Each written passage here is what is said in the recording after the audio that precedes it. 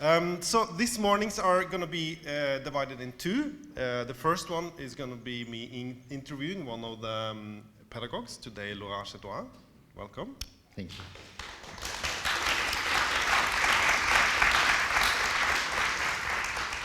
Laurent Chetouane.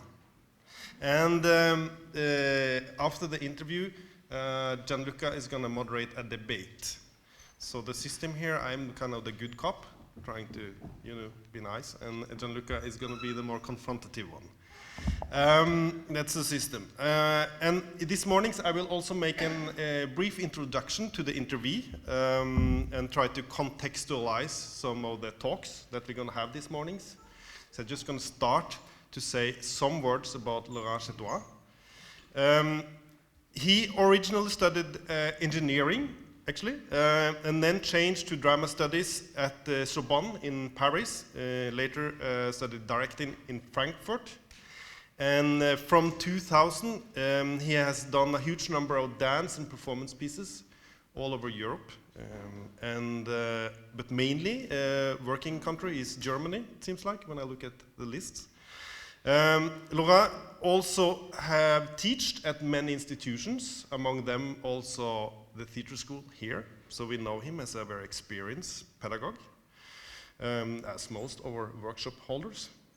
When I was thinking to make this introduction, I was flipping to the book of the French philosopher Jacques Rancière, The Emancipated Spectator. That probably some of you knows. Rancière's book was published in 2008, Emancipated in Norwegian is emancipert, which the title would be something like The Liberated Spectator. And who wouldn't like to liberate the spectator, right? And in the book, Rancière says that the big conflict of the theater today is that it gathers together an audience to sit and be passive and observe in order to be able to start to act. So the theater is somehow trapped in a paradox in this situation, which we try to solve or find out.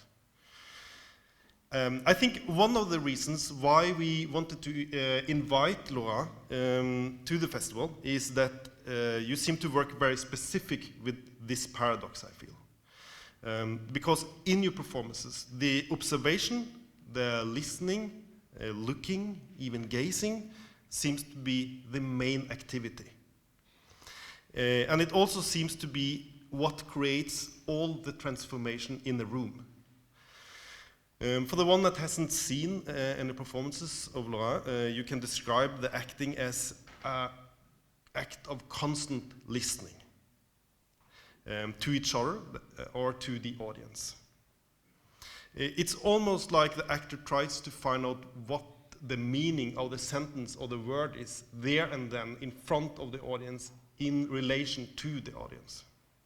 And the actors are observing the audience that is observing back. Sometimes the actors will be staring at you for minutes without a break or without a word. I remember the first time I saw a dollhouse on the National Theatre. I started to laugh quite early because it's a new way of like being in a room with actors, and all actors turned silent and looked at me.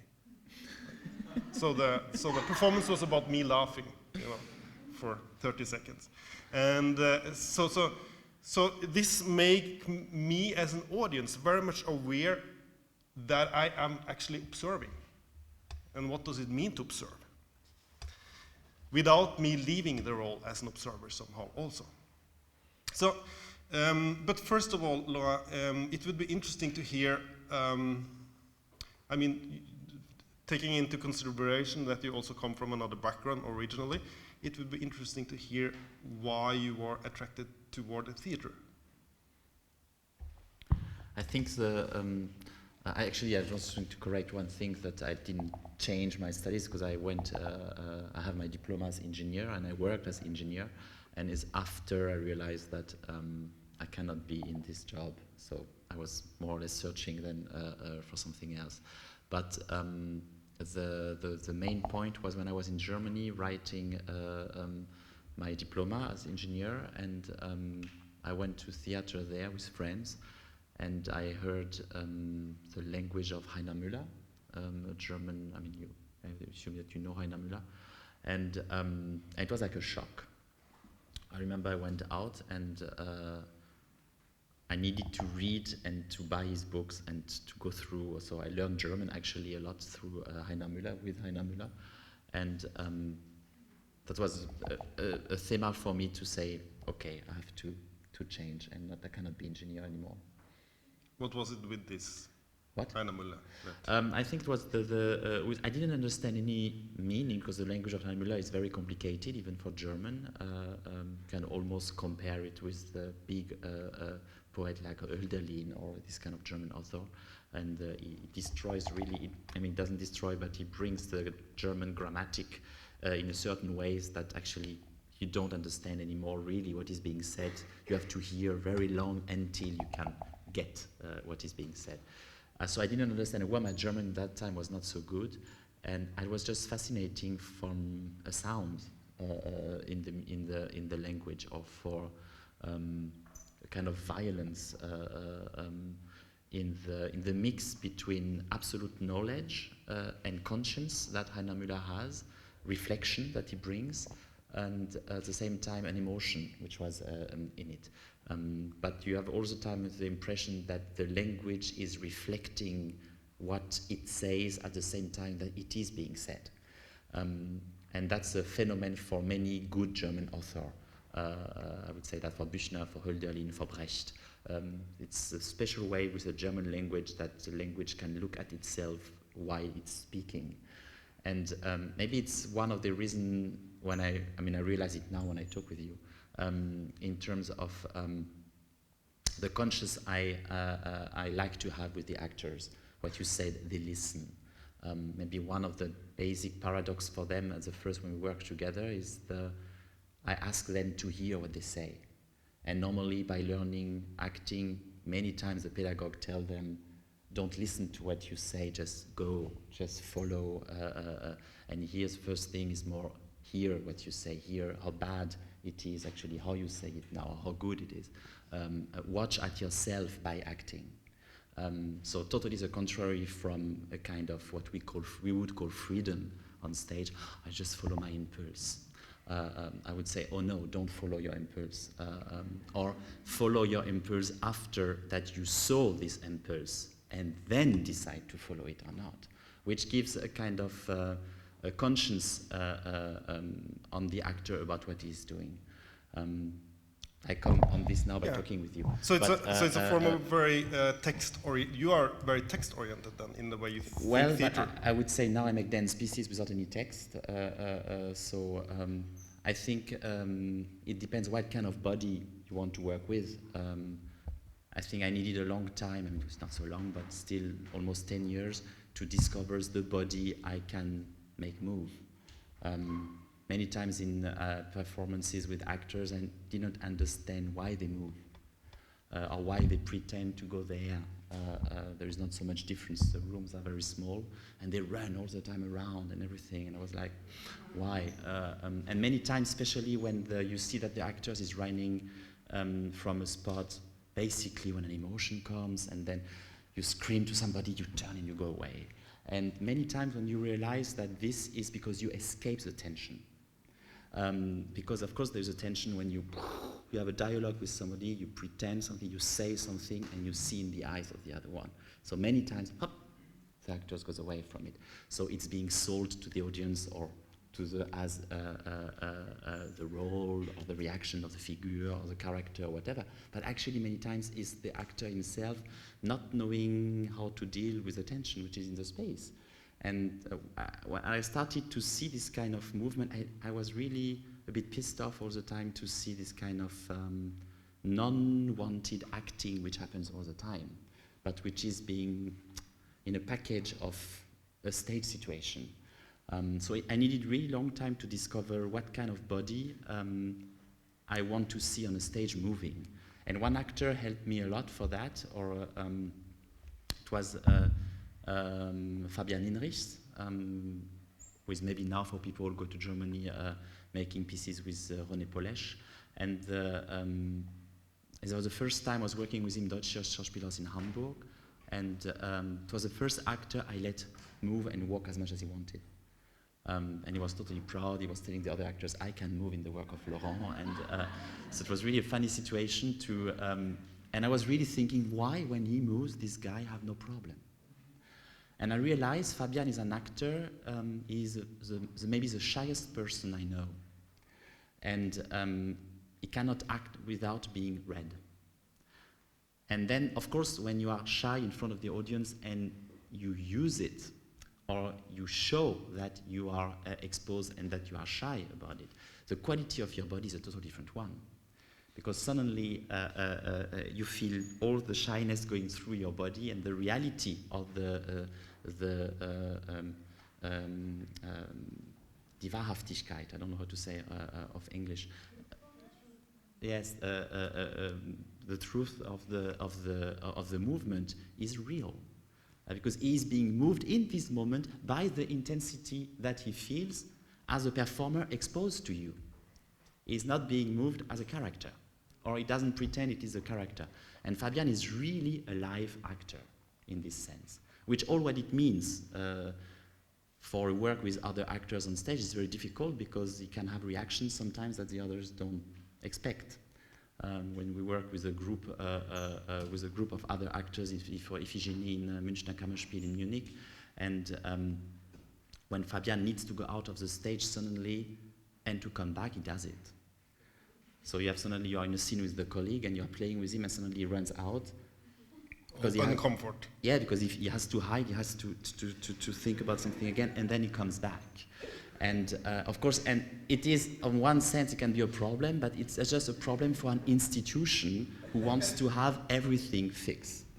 At the point where other colleagues understand the situation with him, they have no problem. I mean, it sounds like he's a bit crazy, he is for sure, but he's maybe one of the most talented actors I've ever seen. He's having now a huge career in Germany.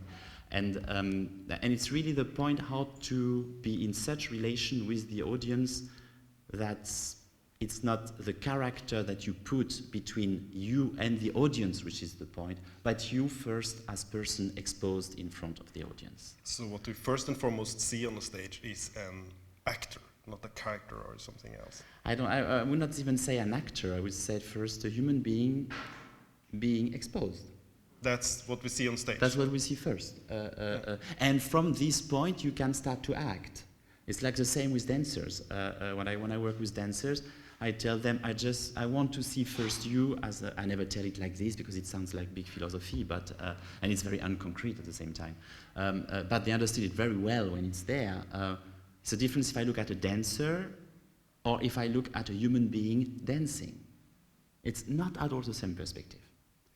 And I'm more interested in the second one. Since you're working so much with observing and watching and what it means to be observed, what does it mean that someone watch you? What is on stake? Why is this uncomfortable, you think? I don't know if I answer direct to you. I would first answer what you say with Rancière, with this book, which was pretty famous in all the theater scene now in Germany. And I'd rather speak about the emancipation of the actor than about the emancipation of the public. Because actually, and I come on there to answer your question, it's amazing how much actors and dancers, performers, are dependent on the gaze of the public. All what they do is to get something from the public. Love, more or less, respect, applause, all these things. And first, to get to the point, which is part of the contract, because you spoke about the contract between there and there, but just to make the actors sensitive for his dependency to hear. That's already very difficult. Because you have to look at yourself. Why am I on stage? I was asking, I don't do this anymore, I'm a bit more reasonable now, but at the beginning I was really asking actors, why do you think that you have to be on stage in front of us? You know, you are, for example, in Schauspielhaus Hamburg or Munich, huge stages in Germany, and you play, for example, Faust, and you come and you stand here. And I was asking them, "Well, beautiful, but why do you think that you can do it and be in front of the people? I mean, it's amazing acting. You are here, 1,000 people in these huge theaters in Germany sitting, and one person comes on stage and we're all like this." And I, as a child already, I never understood, or it was for me all the time a weird system, that one person is coming and is getting so much silence, so much, and sometimes you ask, why? Because, and then you really see that the theater is, it's a pact. If you decide not to believe in theater, in the audience, theater does not happen. Then it's just ridiculous theater. You laugh all the time. But there is this kind of decision. It's really a belief. It's like to believe in God, to believe in the illusion of the theater. If you decide, you can try it when you go in theater, say, tonight I will not believe at what I see. And then you start to laugh all the time how ridiculous it is, what you look at. But of course, we don't think all the time when we go to theater, we want to have a nice evening, we want to rest a bit, it was a hard day work, and so we turn it off a bit. But the situation is in this relation. It's more for me interesting to look at being observed mean to get conscious about what happens in you in this situation, in the moment when you are here. And it's through the gaze from the outside that you suddenly realize yourself. I mean, that's a social philosophy, a psychological philosophy. So it just exists because of the gaze of the others. So to realize that you are observed makes you aware of what happens in you in this moment. And that can be scary. It is scary. It's just Why that is it can scary? be, because you don't want to feel in you actually that you have you don't feel well, and that you are a bit scared, and you don't want to fail. I think which is scary too is you are suddenly exposed with more the present, and you don't control that. And you don't control the gaze of the people, what they think about you. Just only to be aware that here so many different people are thinking so many different things about me speaking.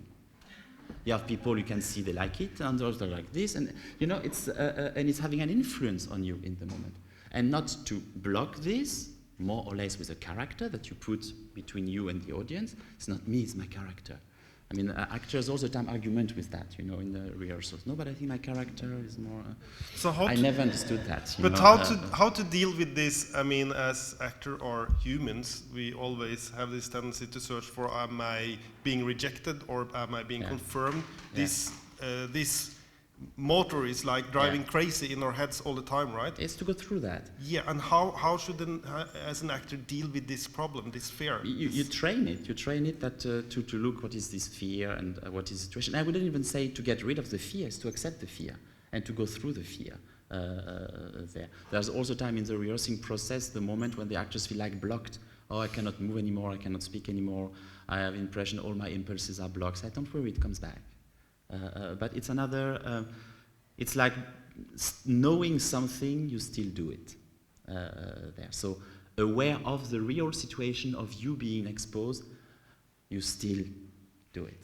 And not by ignoring the situation, you do it there.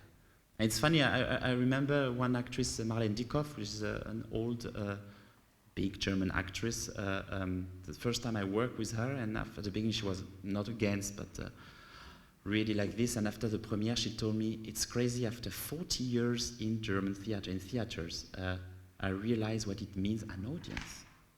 I never knew what it is.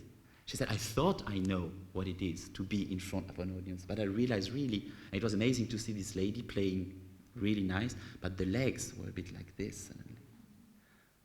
And everybody was like, what is with her? There. But it's not just the point to get scared. I mean, it's not funny to be scared, but it's another quality of performing which comes out. Because one reality which is suddenly real, appearing there, it's the fact that we are here and you here. That's the first reality of the theater. And that's the first drama. I tell all the time the actors, there is a drama before the drama that you are playing. It's the drama of you being on stage. And that's a drama, this already. And people deal differently with that. That's why, I mean, actors here know what I talk about. Actors, before they learn a character, they all have a stage character, which is totally independent of the play they play. That's why more or less when we look at an actor, they play a bit more or less the same every role. If a director comes a bit pushing them more in a direction, they will do it a bit more, but more or less they have already a kind of, just because they come on stage, they have a way of being. And that's because of the gaze here. It's because of what they build. And on the top of this, they build another character, which is, when it's good made and a certain concept of theater, of course, a drama or whatever. But isn't this stage characters also something that is being built by training? Yes, but I think it happens because of the situation like this, and it's a protection that you have, and it's a way you realize that people like it, that people all the time laugh when you are doing it like this, and your teachers are saying, wow, good. So of course it's building above this. You develop a type of person there, but it's not being sold like this. That's a problem. It's not being said, hey, be careful, you are playing everything the same. There many times it happens, but it's not so often. And when you start to thematize this, before you build a character with the actor, that you just speak about the way he comes on stage, the way he goes, what happens. It's amazing just to see an actor coming on a stage before he speaks a word. It's already a drama, which is there for me. And I remember when I was a child, we were going at the theater with the school. It comes now in my mind. And I was also many times just looking at the mistakes in the show. And I was laughing at the mistakes. I was never looking at the show. There was one actor, he was sweating so much, and the light was so close, it was here smoking all the time on his head. And I was laughing all the time about the smoke on his head. I remember now. And I was not at all hearing, because for me it was real, you know, in relationship to, I don't even remember what he was saying. I think it was Moby Dick, but I was not really in it. I was just looking this smoke there. So you made the failures and the crack to the form? Failures happen all the time. When you are aware of what you do every second, you realize you are actually an amount of failures there. And if you accept this and you deal with that, maybe it's this emancipated actor I'm talking about. Could you say but it has a consequence for the public, of course, because the emancipated actor starts to be autonomous from the public. He starts to look at you when you laugh, and it's a question if the public likes it. Because, of course, what likes the public is people just playing for them. And suddenly, when they see people emancipated from them there, for the public, sometimes a bit, hey, I want to have my position that you want to please me.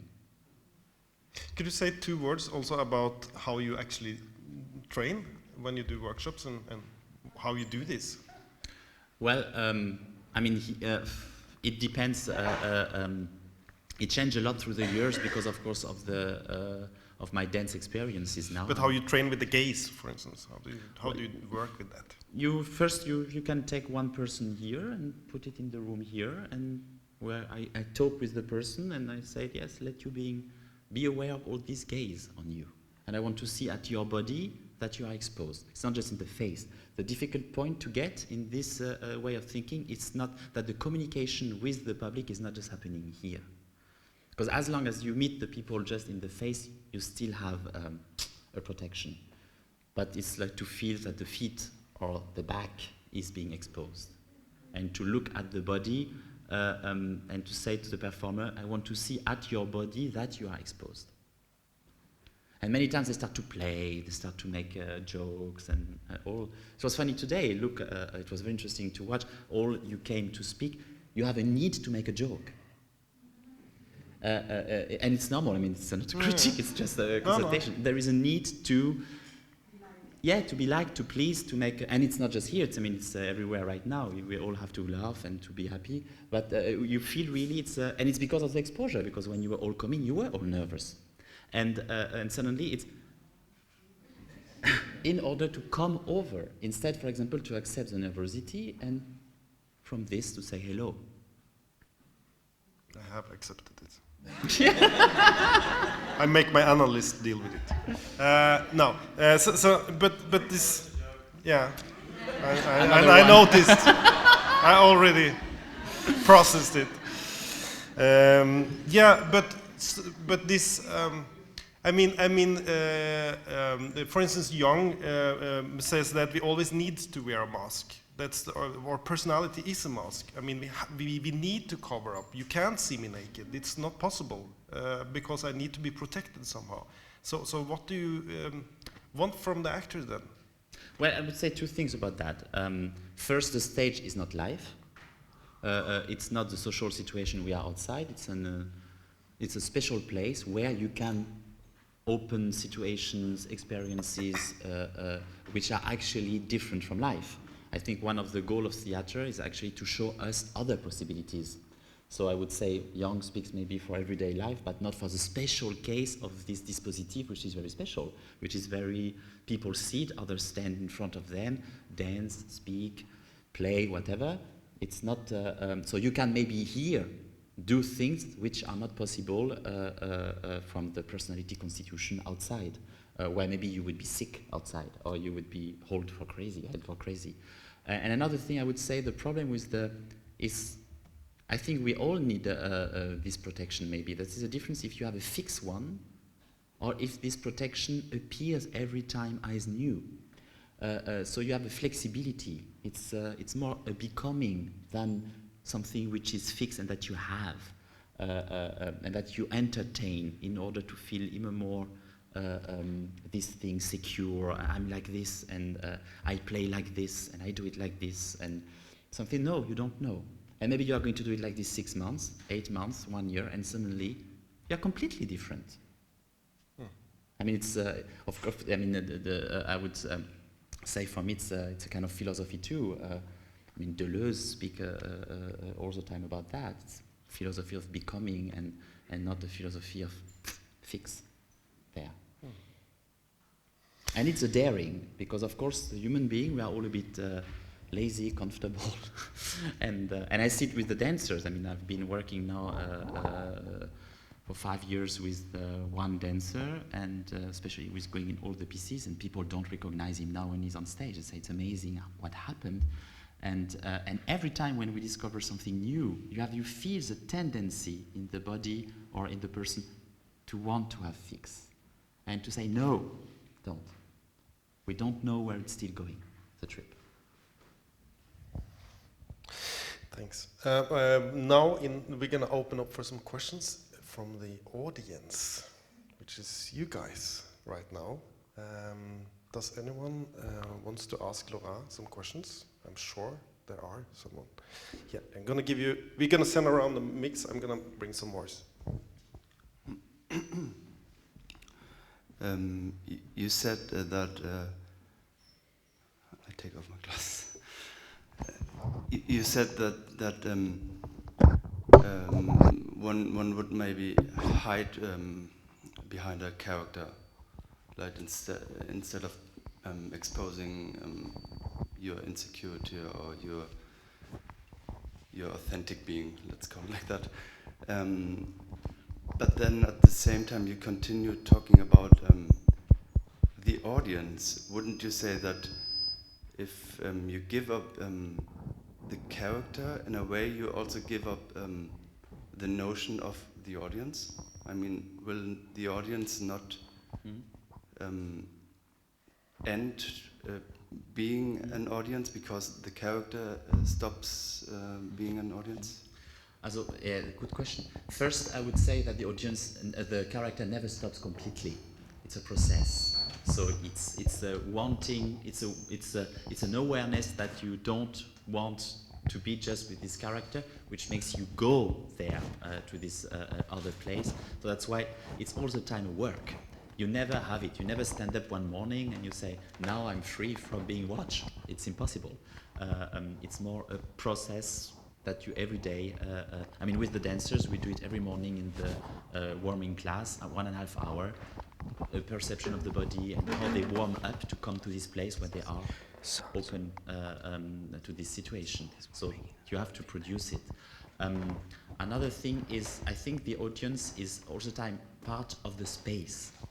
And this getting rid of the character or whatever makes you aware of the space in which you are. So there is all the time people sitting here. When you start to understand this perception, your perception doesn't stop here. Your perception goes behind. So you are suddenly aware of the walls here. You are aware suddenly of the roof over there. You are aware actually of the city outside. But you are aware at the same time of you because you are here. But you are not an audience anymore as a front.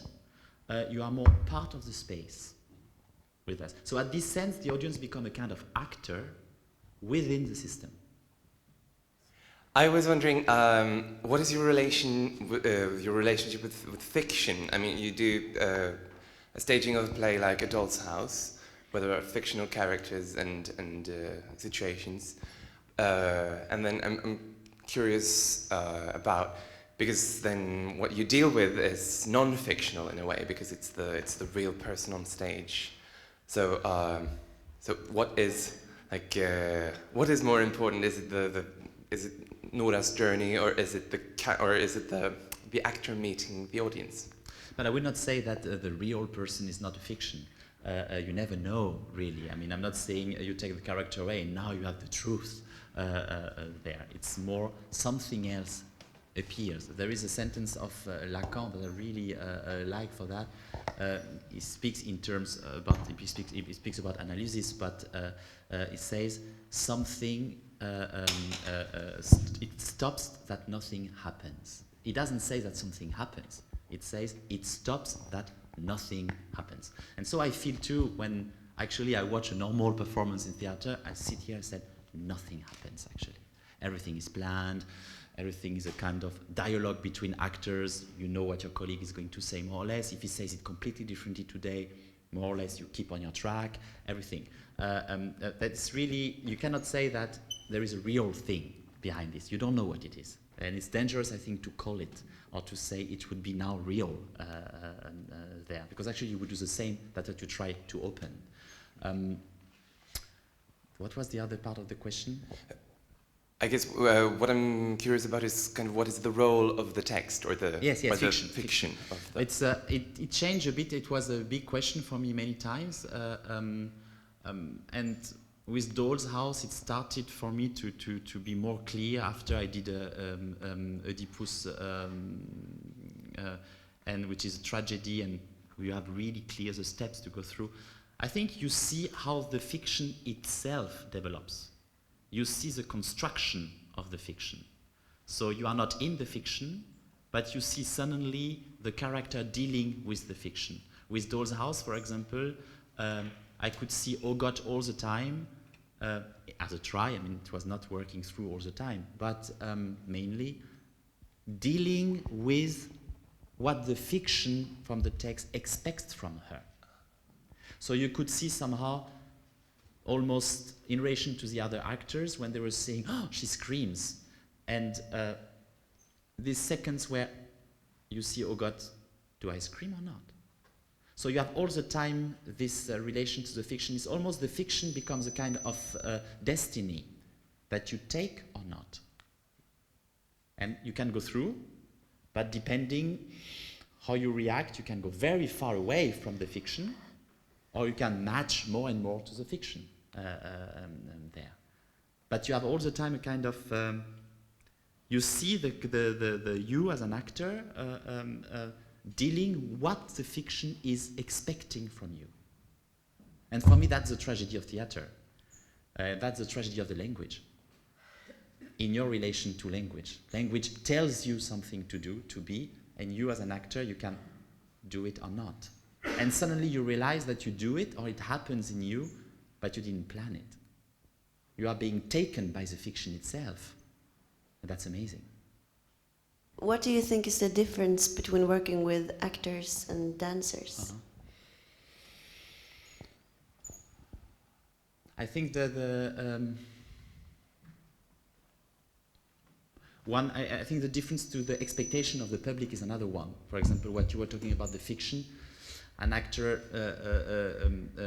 acting in front of the public who wants to see theater has a kind of expectation, what fiction, what roles, what is theater. So the actor automatically is more fighting for that, not because he doesn't want to do it, but the fight is bigger, because the change is bigger, or the reaction of the audience is bigger too. With the dancer, it's easier somehow, but sometimes with actors it works very good. But the dancer is not afraid to speak about time, to speak about room. If you tell a dancer, do you feel the time now going through your body? He tells you, yes. If you tell an actor, do you feel the time going through your body? First, not all of them, of course, I'm a bit generalizing now, but first, because they're not used to speak like that. I think there is a kind of abstraction that a dancer has, which makes it a bit easier first. And dancer is used to work from zero. So a dancer comes, he has nothing, he moves.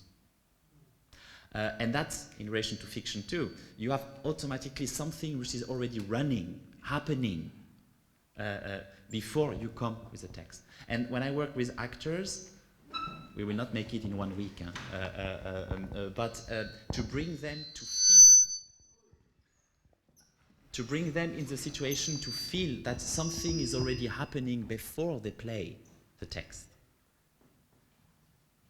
There's already something running. And this thing which is running doesn't start on stage, it's already start outside in the coulisses. So it's not I come from the canteen and talk and I go on stage. Okay, I think we have... That's why for me, entrance is a big problem in theater. How come an actor on stage or a dancer? Because it started already outside. This is more or less, just a kind of a genealogical question.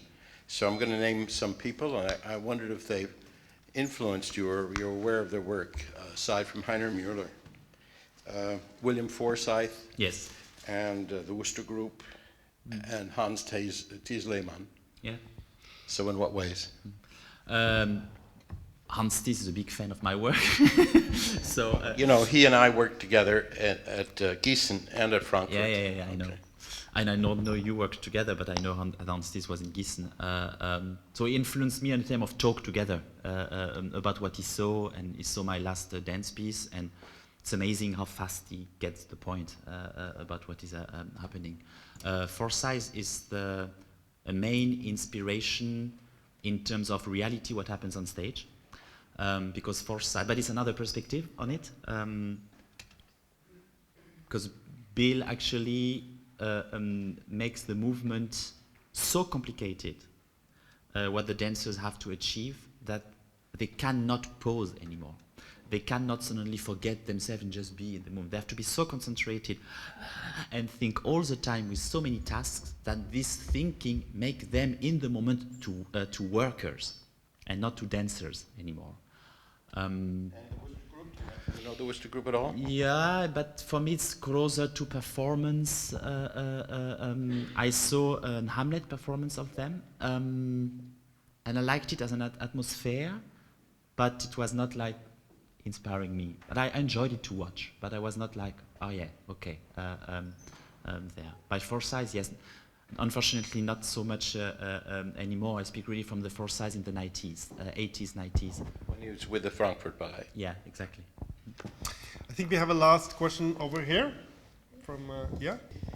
I was wondering about the character, because isn't it possible to, I don't know if I totally got what you said, but isn't it possible to get this meta perspective and the actor knowing that he's acting, and also combining that sort of honesty with a character? Or does the character has to be removed completely? It doesn't have to be removed, but you still need to see behind the person exposed than playing a character. And then you still need to come to the point of the being exposed there. And the being exposed is important to make it a bit maybe more clear. Then one philosopher which inspires me a lot is Jean-Luc Nancy. He speaks all the time in his philosophy from the openness, that the meaning is never fixed, and the meaning should never be fixed, the meaning of something. And one thing with fiction or character is that you fix the thing. And that's for me horrible. When I look at something, I want to see, about dance, then I can say something. I want to see many possibilities at the same time. And in dance, it is possible. In dance, you can suddenly, when a dancer, you give him one direction here, he can open the other direction as where he could have gone. So it means that you never reject so many things just to do one. And for me, from the philosophical point of view, it's important when I look at people on stage. Or my problem is when I see an interpretation which is so closed, so in one direction, for me, it's not so interesting or aesthetically or philosophically because I don't want to see one meaning. I think it's important that nothing stays in a room and ejecting everything else. This thing can be there, but I want to see when I look at this thing that other things could have been here too. And it also happens so that one Yes, time Nora doesn't walk out? Yeah, or you can work with in acting too, of course. But you work with classical plays, so you sort of have the text and the fiction. Yes, but it's a work to put the text in a way in a room that the text can go in different directions depending how it stands there. The text is not suddenly, that's why you said, for example, we have the impression the actor is understanding what he says the moment that he speaks. I tell the actors first say the sentence and then hear what you said. Yeah? Okay, there is probably many more questions, but I'm sorry, we have to move on. So now it's going to be a 10 minutes break till 12, and then we continue with the debate. Thank you very much, Laurent. Thank you.